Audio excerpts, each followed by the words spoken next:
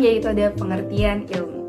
Dalam bahasa Arab, ilmu diambil dari kata ilm yang memiliki arti mengetahui, memahami, dan juga mengerti.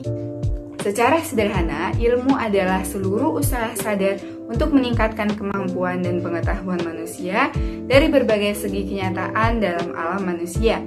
Ilmu membatasi diri pada salah satu bidang kajian tertentu, dan ilmu lebih mengkhususkan diri pada kejelasan konsep yang dikajinya secara khusus, lebih sempit dan mendalam. Pada dasarnya, ilmu bukan sekedar pengetahuan saja, akan tetapi ilmu merupakan sekumpulan pengetahuan berdasarkan teori-teori yang disepakati dan dapat secara sistematik diuji kebenarannya. Diuji dengan apa sih? Diuji dengan menggunakan metode-metode tertentu sesuai bidang yang dikaji. Pada dasarnya, ilmu itu bersumber pada filsafat. Nah, filsafat ini yang kemudian berkembang sejalan dengan perkembangan zaman menjadi beberapa ilmu-ilmu pokok. Yaitu diantaranya yang pertama ada ilmu sosial, ilmu kebudayaan, dan ilmu kealaman. Ada sebuah pepatah dari Albert Einstein. Beliau berkata, ilmu tanpa agama buta, dan agama tanpa ilmu lumpuh. Jadi, ilmu sangatlah penting di dalam dunia ini, dan ilmu sangatlah berguna untuk umat manusia. Dari filsafat lahir 3 cabang ilmu pengetahuan, yakni yang pertama social sciences atau ilmu-ilmu sosial meliputi sejarah, politik, ekonomi, dan sebagainya. Yang kedua humanities atau ilmu-ilmu budaya meliputi bahasa, agama, kesenian, dan sebagainya. Dan yang ketiga natural science atau ilmu-ilmu alam meliputi fisika, kimia, biologi, dan sebagainya. Ilmu-ilmu sosial atau social science. Ilmu sosial adalah suatu bidang tentang keilmuan yang mempelajari tentang interaksi manusia dengan manusia lainnya. Manusia tersendiri merupakan makhluk sosial yang mana manusia tidak bisa hidup sendiri dan saling membutuhkan manusia lainnya. Ilmu sosial berguna untuk bisa menempatkan diri dalam masyarakat. Contoh kegunaan ilmu sosial adalah sebagaimana kita, generasi muda, bisa ikut berpartisipasi dalam kegiatan beragama atau kegiatan kebudayaan yang berlangsung di daerah masing-masing. Ilmu sosial bertujuan untuk mengkaji keteraturan yang terdapat dalam hubungan antar manusia. Untuk mengkaji hal tersebut, diperlukan dan digunakan metode ilmiah sebagai pinjaman dari ilmu-ilmu alamiah. Akan tetapi, hasil penelitiannya tidak mungkin 100% benar, hanya kurang lebih mendekati.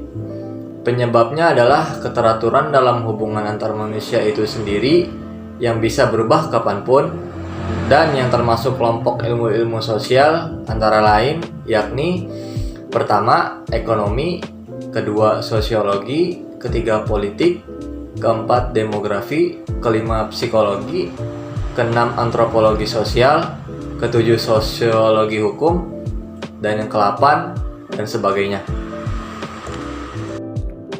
Yang kedua, pengetahuan budaya atau dengan nama lain the humanities. Pengetahuan budaya bertujuan untuk memahami dan mencari arti kenyataan-kenyataan yang bersifat manusiawi. Untuk mengkaji hal itu digunakan metode pengungkapan peristiwa-peristiwa dan pernyataan-pernyataan yang bersifat unik, kemudian diberi arti. Nah, peristiwa-peristiwa dan pernyataan-pernyataan itu pada umumnya terdapat dalam tulisan-tulisan. Metode ini tidak ada sangkut pautnya dengan metode ilmiah, hanya mungkin ada pengaruh dari metode ilmiah. Nah, untuk lebih lengkapnya akan dijelaskan oleh Jihan. Baik, selanjutnya itu ada ilmu budaya dasar atau yang sering disingkat dengan IBD. IBD adalah pengetahuan yang diharapkan dapat memberikan pengetahuan dasar dan pengetahuan umum tentang konsep-konsep yang dikembangkan untuk mengkaji masalah-masalah dan kebudayaan. Humanities dibatasi sebagai pengetahuan yang mencakup keahlian sebagai ilmu seni dan filsafat. Keahlian itu sendiri dibagi menjadi 3, ada seni tari, seni musik, dan seni rupa. Nah, tadi kan udah keahlian nih, sekarang ada wujud kebudayaan. Wujud kebudayaan juga ada 3. Yang pertama itu ada gagasan atau wujud ideal, yang kedua ada aktivitas atau tindakan, yang ketiga itu ada artefak atau karya. Nah, jadi dari tadi kita ngebahas tentang kebudayaan. Apa sih fungsi kebudayaan? Fungsi kebudayaan itu ada yang pertama, memberi arahan dan pola bagi tindakan manusia. Nah, selanjutnya itu ada yang kedua, menentukan tujuan kultural tujuan manusia. Yang ketiga ada sebagai pengintegrasi manusia ke dalam kelompok. Yang keempat ada menentukan batasan untuk apa yang baik dan apa yang harus dilakukan serta apa yang jelek yang harus ditinggalkan.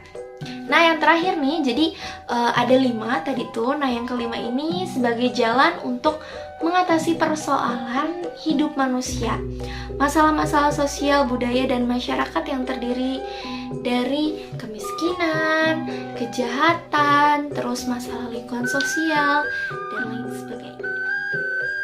Yang ketiga, ilmu-ilmu alamiah atau natural science.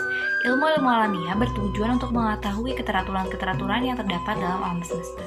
Untuk mengkaji hal itu, digunakan metode ilmiah.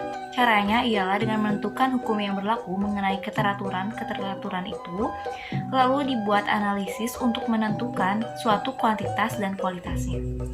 Hasil penelitiannya 100% benar dan 100% salah. Yang termasuk kelompok ilmu-ilmu alamiah antara lain ialah astronomi, fisika, kimia, biologi, kedokteran, dan mekanika. Sekian dari kami, sampai jumpa di video selanjutnya. Terima kasih.